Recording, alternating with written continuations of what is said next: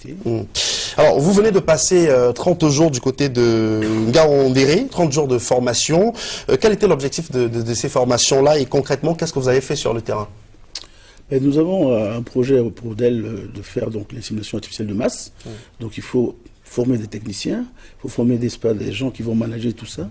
Et donc on a eu pour mission de les former en Ngaoundéré. Nous avons formé une trentaine et qui seront opérationnels dès que ce sera validé. Alors le problème que nous avons, c'est qu'on a des races qui sont très très adaptées au Cameroun et malheureusement qui ne sont pas très productives. Donc on va avoir ce qu'on appelle la vigueur des hybrides, des taurodistes, pour des métis qui sont adaptés et qui produiront un peu plus. Mais ce ne sera pas suffisant, il faudra aussi travailler sur l'alimentation, travailler sur la disponibilité en eau, soigner les éventuelles maladies. Donc c'est un gros challenge. Alors l'objectif pour vous, d'ici la fin du mois de décembre 2019, c'est d'inséminer 2000 vaches, plus de 2000 vaches. Dans la Damawa. Dans la Damawa, oui, au minimum. Mais je pense qu'on a mis quand même la cible à 4000 sur l'ensemble du Cameroun, d'ici décembre. Est-ce que tout cela va participer à résorber le déficit national en lait? Pas à l'immédiat, puisqu'il faut d'abord que les veaux naissent, qui grandissent. Ça prend quand même au moins 18 mois. Et puis que ces vaches soient gestantes pour en faire 9 mois plus tard produire du lait. Donc nous sommes partis pour avoir les résultats dans 3 ans.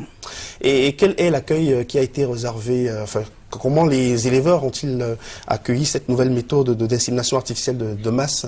Est-ce qu'il y a un engouement, est-ce qu'il y a un enthousiasme autour de cela? Il y a un très très grand enthousiasme autour de ça. Il faut maintenant que les collaborateurs travaillent correctement pour qu'il y ait un effet d'entraînement. Alors parlons aussi de l'importation des vaches performantes. Est-ce que ça va pas être le meilleur moyen aussi, d'après vous, d'augmenter la production laitière? C'est sûrement le meilleur moyen, si on a la partie alimentaire, si on a les équipes qu'il faut. Mais il y a un problème, c'est que ça coûte extrêmement cher. Extrêmement cher. Donc on ne peut pas baser une économie nationale de production de lait sur l'importation de vaches étrangères. On peut avoir juste là-dessus, n'est-ce pas, de la génétique qu'on va utiliser plus tard. Alors vous avez décidé d'adopter la vache Montbéliarde au Cameroun. Est-ce qu'il y a une raison à cela? Oui, il y a une raison à ça. C'est une vache qui s'adapte très bien, qui a fait ses preuves, n'est-ce pas, dans des pays qui sont beaucoup plus difficiles que les nôtres, notamment le Mali, le Sénégal, le Burkina, donc qui ont des conditions plus drastiques que les nôtres. Donc on pense qu'on aura quand même des résultats au minimum identiques aux leurs. L'insémination artificielle, c'est ce qu'on appelle une biotechnologie de la reproduction. C'est-à-dire qu'on choisit le mâle pour ses performances, on choisit le jour, on choisit la femelle, on choisit l'heure et on choisit le jour de la mise bas. Donc c'est vraiment quelque chose qui vient pour aider à la production, mais pas qu'à la production. Ça peut aussi aider à la conservation. C'est-à-dire que si vous avez un troupeau de faible niveau en effectif, avec un seul taureau par exemple, vous pouvez faire au moins, vous pouvez remplacer 50 taureaux en faisant la dilution du sperme. Donc ça c'est un gros intérêt.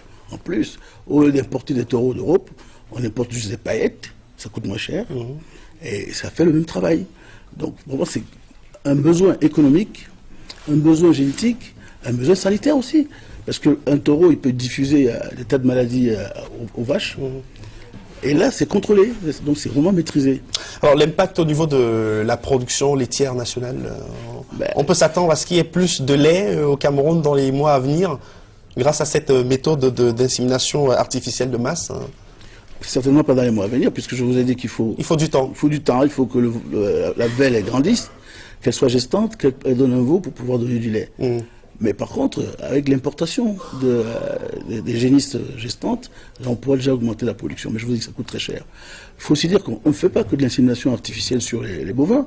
On va en faire sur les porcs. Ah, sur les porcs aussi? Sur les truies, oui, on va en faire sur les truies. On va en faire sur les petits ruminants. Du coup... De nouveau, parce qu'on a par exemple une pathologie qu'on appelle la peste porcine, qui est diffusée aujourd'hui, peste porcine africaine, je veux dire, qui est diffusée aujourd'hui parce que les mâles contaminent les femelles, et ça va d'un village à un autre. Alors qu'avec l'insémination artificielle, ça sera bien encadré, on n'aura pas ce genre de problème. Justement, j'ai posé la question de savoir s'il n'y a pas de dérapage, est-ce que c'est bien... Parce que la science aussi, elle va très très vite, mais parfois on minimise un peu, on va dire quoi, les dérapages. Est-ce qu'on est sûr qu'avec cette méthode-là, tout est OK, il n'y a pas de risque sur la santé des animaux, sur la santé des consommateurs? Vous êtes quelqu'un de très averti, oui. Il y a des risques de dérapage. C'est pour ça que ça doit être encadré juridiquement. Et puis laisser à des professionnels qui comprennent où est-ce qu'on va. Parce que sinon, vous pouvez introduire par exemple un gène dans tout un pays et vous détruisez toute la production. Donc c'est vraiment quelque chose de très sérieux qui ne doit pas tout simplement être une technique, mais qui doit être toute une politique qui encadre une technique. Hein, donc c'est bien de le dire. Par contre, il n'y a aucun problème sur la qualité du lait qui va être produit. Hein, il n'y a aucun problème sur la viande qui va être produite, donc pas d'inquiétude à ce niveau. C'est pas de la vache fourrée. Mais est-ce que les éleveurs sont prêts à accueillir cette méthode-là? On parlait tout à l'heure du coût élevé de cette méthode, mais est-ce que vous pensez que localement, vous êtes en contact permanent avec les éleveurs? Est-ce que vous pensez qu'ils sont prêts, financièrement, matériellement, même psychologiquement aussi, à accepter cette méthode? Il faudrait qu'on comprenne qu'aujourd'hui, la production animale, c'est un business. C'est un business, c'est plus l'élevage de papa. C'est un élevage qui doit pouvoir nourrir les Camerounais. C'est plus un élevage où on compte les cornes. C'est un élevage où on doit produire. Et si on doit produire, on doit investir. Et si on doit investir, c'est pour gagner de l'argent.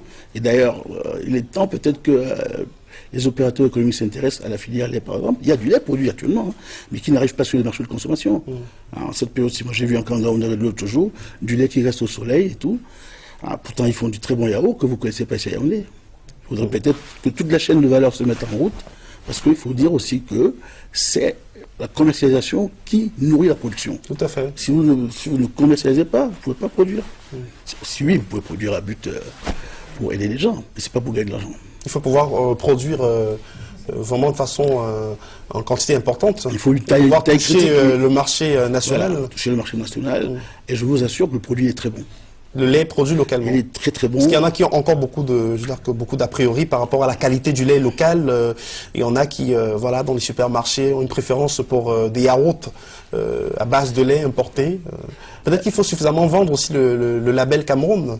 Mais je pense que c'est... Qu'est-ce que vous faites à votre niveau, il y a la chaîne de valeur. Il y a la chaîne de valeur qui est au niveau du Prodel. Il y a une composante chaîne de valeur. Elle va s'occuper, d'améliorer la visibilité avec les producteurs locaux, avec ceux qui sont dans la transformation, parce qu'il faut que ce lait arrive sur le marché des consommateurs, là où il y a les revenus, c'est-à-dire en zone urbaine. Et c'est ça qui va booster véritablement la production. Alors, on a quelques images qui défilent en ce moment. Peut-être que vous allez nous expliquer. C'était à Ngaoundéré, la petite démonstration. On a quelques images qu'on propose à l'instant. C'était une sorte de démonstration sur le terrain avec des vaches. Voilà, on a ces images-là. Vous pouvez peut-être les commenter. Ah non, c'était pas une démonstration, c'était carrément de l'insémination artificielle. Carrément de l'insémination. Oui, c'est-à-dire que là, tout cela, c'est des techniciens qui ont été formés. D'accord. Et qui, ce jour-là, ça c'est le professeur Kamba qui utilise ce qu'on appelle un pistolet de cassou. Là, c'est Nisso, qui était en train d'inséminer une vache, qui était un technicien qui a été formé par nous. Il y en a qu'on a formé, il y en a qu'on a amélioré, on a upgrade leurs compétences. Alors là, c'est l'insémination, là. Là, c'est l'insémination. Là, il a donc le pistolet de cassou. Là, il a son gant pour le fouiller transrectal, parce qu'il faut aller attraper le col donc, de l'utérus.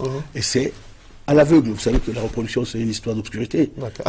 Donc, il faut aller à l'aveugle, aller donc, faire passer la semence au niveau du col. Merci beaucoup, docteur Jean-Marcel Manding.